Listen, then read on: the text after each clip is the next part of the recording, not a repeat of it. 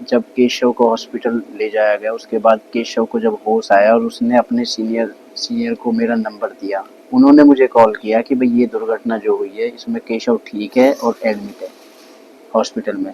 लेकिन मैंने उनसे फर्स्ट ही ये कहा कि भाई आप ठीक तो बता रहे हो, मेरी एक बार बात करा दो। उन्होंने लेकिन बात नहीं कराई, उन्होंने बोला कि मैं इमरजेंसी के बाहर हूँ। तो इस बात से मुझे तसल्ली बिल्कुल भी नहीं हुई। बस में बैठ के अहमदाबाद के लिए निकल लिए। उसी दौरान केशव के ही एक सीनियर स्टूडेंट, उन्होंने वीडियो कॉल पे मेरी केशव के साथ वीडियो में बात कराई, जिससे मुझे थोड़ी ये तसल्ली हुई कि भाई केशव को इस दुनिया में है। फिर उसके बाद है फिर एक और बड़ी परेशानी भाई, देख के इसकी सर पे पट्टी और हाथ में ये देख के कि भाई अब इसके चोट कितनी लगी है। इसको देखते हुए फिर मैंने अपना सफ़र अहमदाबाद के लिए ही जारी रखा और अहमदाबाद पहुंचना मेरा फर्स्ट ध्येय रहा। और इस दुर्घटना में जो इतनी बड़ी दुर्घटना है, और 4 जो स्टूडेंट थे वो इसके साथ के गए हैं, उनके जो माता पिता है उनके साथ जो बड़ी क्षति हुई है, उसके बारे में सोचकर मैं भगवान से प्रार्थना करता हूँ कि भगवान उनकी बच्चों की आत्मा को शांति दे, उन तसल्ली उनको भी दे, उनके माँ बाप को, जिससे वो अपना आगे का जीवन उनकी दुखों के साथ, उनको मेहनत, बहुत जीवन कष्टदायक है लेकिन वो जी सके। बस में ही ट्रैवल था, फ़ोन पे बाकायदा न्यूज़ देख ही जा रहा था जब भी फ़ोन पे दिखा रहे थे। लेकिन जब फ़ोन पे न्यूज़ चल रही थी उसमें मोदी जी केशव के साथ बात कर रहे थे, और बात में देखा कि केशव स्माइल के साथ मोदी जी से बात कर रहा है, तो मुझे थोड़ी तसल्ली रही। और इससे मुझे लगा कि केशव ठीक है, और मेरा जो रास्ता था वो थोड़ा थोड़ा आसान रहा। लेकिन फिर भी फर्स्ट रहा कि मैं पहुंचूं और खुद देखूं जाके कितनी जोर लगी। सर हम लंच टाइम था, उस टाइम हम मेस में सारे लोग खाना खाने गए हुए थे। उसमें 1:30 बजे के करीब हम खाना लेके अपना बैठे थे टेबल्स पे। उसके बाद बताते हैं 1:40 पे दुर्घटना हुई। हमने खिड़की से देखा तो हमें पहले मिली सेकंड पहले हमें ऐसा लगा कि जैसे कोई तूफान आ रहा है, फिर हमें लगा भूकंप है, और एकदम से हमारे ऊपर बिल्डिंग्स और जो सीलिंग और वॉल थी वो सारी हमारे ऊपर गिर गई। तो फिर वहाँ से निकलने में जो हमने मेहनत करी है सर, हमारे पैरों पे पिलर गिरे हुए थे, हम उसके नीचे एक तरीके से पूरी तरीके से दब गए थे। मेरे साथ के जो कलीग्स थे, मेरे साथ जो खाना खा रहे थे, वो भी पूरी तरीके से दब गए थे। और वहाँ पे जो अंधकार एकदम से छा गया था उससे धूल मिट्टी की वजह से। और सर फिर बस तो वहाँ पे बचाओ बचाओ के शोर, और वहाँ से निकलने के लिए फिर हमने मेहनत करी है सर। चारों तरफ किस तरह का माहौल था उस वक्त?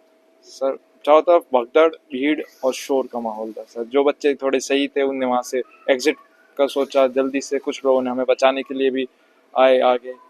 और सर फिर जो लोग दबे हुए थे उनकी चीख, और कुछ लोगों में सर उस टाइम पे मूवमेंट भी नहीं हो रहा था सर। तो ऐसा वहाँ पे डरावना माहौल था। तो सिलेंडर भी फटना शुरू हो गए थे। हाँ सर, जब थोड़ी देर बाद में हम जब वहाँ पे फंसे ही हुए थे, हमने इंतजार करा कि रेस्क्यू टीम आए।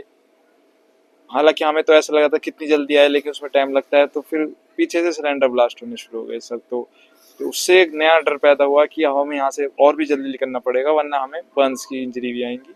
फिर हमने अपना रास्ता वहाँ से जल्दी, और मेहनत जो हमने निकलने के लिए कर रहे थे और तेज करी। कैसे निकल पाए वहां से, कैसे? सर मेरे पैरों पे जो है वो एक पिलर, लोहे का काफ़ी भारी पिलर मेरे थाइस पे गिर गया था, तो उसके नीचे हम दब गए थे। फिर उसको उठाना तो हमारे बस की बात नहीं थी, हम नहीं उठा पा रहे थे उसे। तो हमने थोड़ा दिमाग ला के उससे साइड साइड में से ऐसे स्लाइड हो के वहाँ से निकल के आए।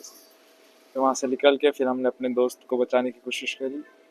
हम हालांकि हम उसे उस टाइम नहीं खींच पाए, क्योंकि हमारे हाथ पैरों में इतनी मसल हमारा सपोर्ट नहीं कर रही थी उस टाइम। फिर हमने वहाँ से निकलना ही सही समझा। तो ये बिल्डिंग कितने फ्लोर की थी, किस फ्लोर पे आप थे, कितने बच्चे थे उस फ्लोर पे? और 2 फ्लोर की बिल्डिंग है, और उसमें ऊपर ग्राउंड फ्लोर पे भी, फर्स्ट फ्लोर पे भी ऐसा करीब एक टाइम पे 50-50 बच्चे बैठ के खाना खाते हैं एक साथ। उस टाइम पे भी ऐसा ही 50 कुछ बच्चे थे फर्स्ट फ्लोर पे। ग्राउंड फ्लोर पे कोई इम्पैक्ट नहीं गया था हालांकि इस प्लेन क्रैश का, लेकिन फर्स्ट फ्लोर पे काफ़ी काफ़ी इसने तोड़ फोड़ मचाई। तो आप निकले, तो निकलने के बाद कैसे आप हॉस्पिटल तक पहुंचे, वो प्रोसेस कर रहा है?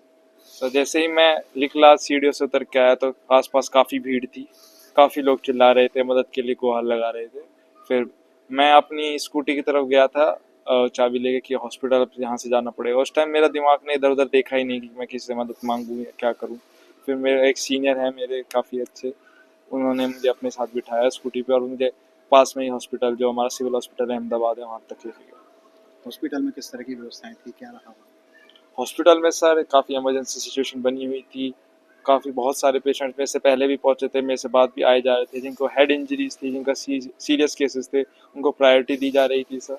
जो होना भी चाहिए सर। और डॉक्टर्स ने काफ़ी अच्छे से मैनेज किया, किसको स्टिचेस चाहिए वो दिया, ग्लूकोज की हमें सबको ग्लूकोज चढ़ाई गई और टेटनस का इंजेक्शन लगाया गया। काफ़ी सपोर्ट रहा सर डॉक्टर हॉस्पिटल एडमिनिस्ट्रेशन का। प्रधानमंत्री मोदी भी मिलने पहुंचे आपसे, क्या बात हुई उनसे? हाँ सर, प्रधानमंत्री मोदी भी अगले दिन सुबह हमसे मिलने पहुंचे। मैं सो रहा था उस टाइम, जैसे ही मैं उठा तो प्रधानमंत्री मोदी जी मेरे सामने थे और काफ़ी एक राहत वाली फीलिंग थी। मेंटल सपोर्ट मिलता है सर ऐसे, आपके देश के प्रधानमंत्री जी आपसे हाल चाल पूछने आए हैं। उन्होंने हमें से पूछा आप कहाँ के रहने वाले हो और कब से यहाँ पे जो आप अपनी डॉक्टरी की पढ़ाई है कितने सालों से कर रहे हैं, और माँ बाप के बारे में पूछा, उनको बताया या नहीं। काफ़ी कितना हौसला बढ़ा इस बात से प्रधानमंत्री जी के आने से सर काफ़ी हौसला बढ़ा मेरा, जो था कि सिचुएशन अब पूरी कंट्रोल हो चुकी है। जो मेरे साथ लोग थे उनके पास भी मोदी जी जाएंगे तो उनका भी हौसला बढ़ेगा, और हॉस्पिटल में जो ऐसे मोदी जी आए हैं तो हॉस्पिटल वालों को भी एक ऐसा लगेगा कि हमें अपनी सर्विसेज थोड़ी और ऊपर करनी चाहिए कि मोदी जी आ रहे हैं। कितने साथी आपके साथ से मारे गए? तो 4 साथी मेरे साथ से मारे गए हैं और 2 उस मैच में काम करने वाली लोगों की भी जान गई है। अब जब बचकर आ गए हैं तो कैसे याद करते हैं, रात को नींद आती है?